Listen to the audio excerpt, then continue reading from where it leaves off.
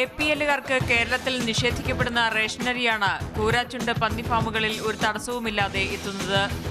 പിടികൂടി പോലീസിലേൽപ്പിച്ചെങ്കിലും നടപടിയുണ്ടായില്ലെന്ന് നാട്ടുകാർ പരാതിപ്പെടുന്നു.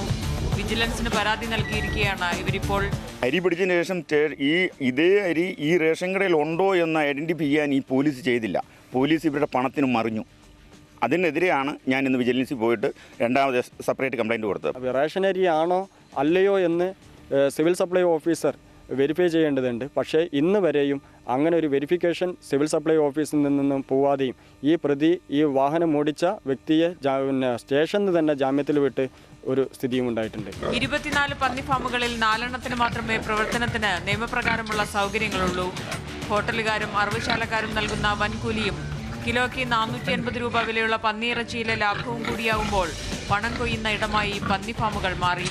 ഫാമിന് ആവശ്യമുള്ളതിലും അധികം മാലിന്യങ്ങൾ ഇവിടെ കൊണ്ടുതള്ളുന്നതായും പരാതിയുണ്ട്.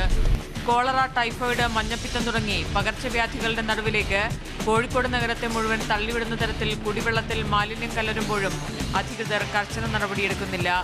Cameraman വിജീഷിനൊപ്പം ശാലിനിദാസ്, Mathrubhumi news, Kozhikode.